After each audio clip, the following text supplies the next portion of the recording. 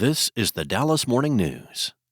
It's Wednesday, February 4th. Mostly cloudy today with a high of 53. The sky will clear up tonight with a low of 37.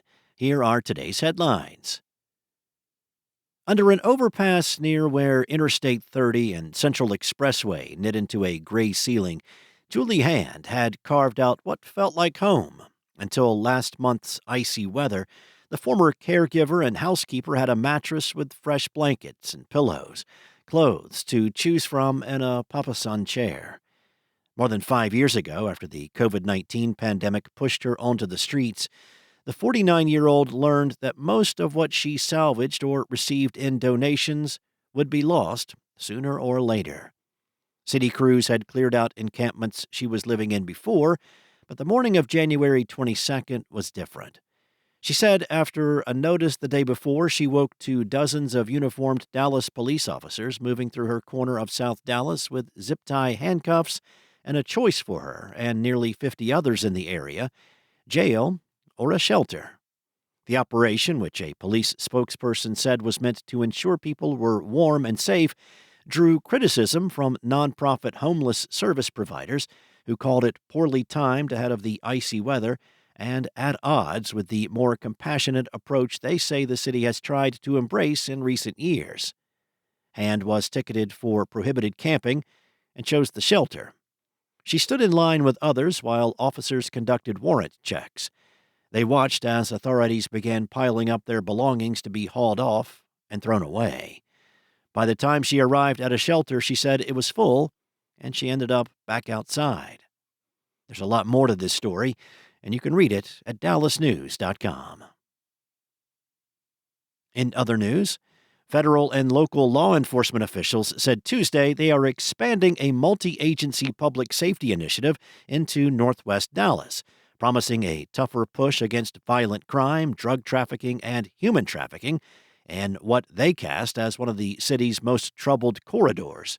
A lineup of three-letter agency leaders in the Dallas area touted the expansion of Project Safe Neighborhoods, a 25-year-old crime prevention strategy that pools federal and local resources to target repeat violent offenders and the networks behind guns and drugs, as an escalation pairing tougher enforcement and community engagement.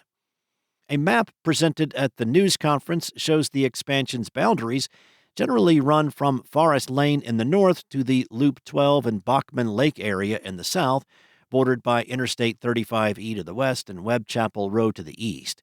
What specifically led law enforcement to stand up the effort in Northwest Dallas now is unclear.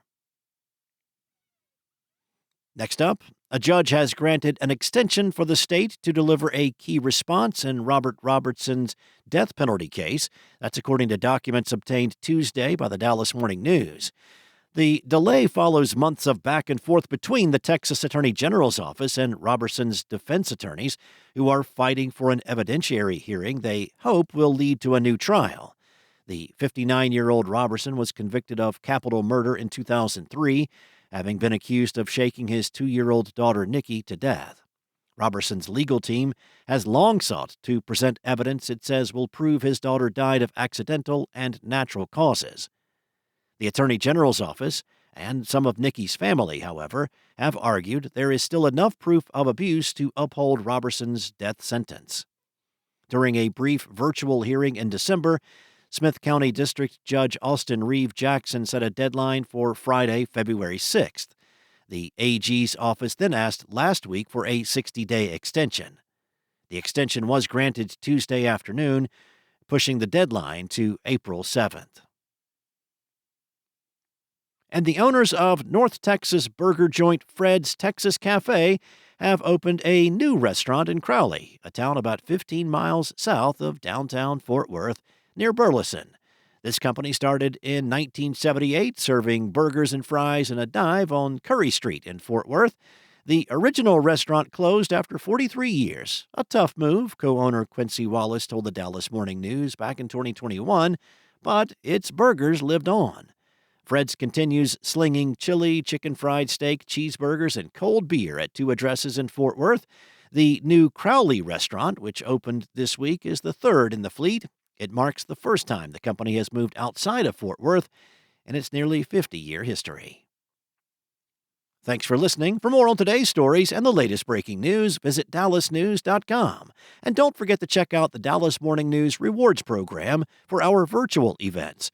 For more info on upcoming events, visit rewards.dallasnews.com. Enjoy your day. I'll be back tomorrow with more from the Dallas Morning News.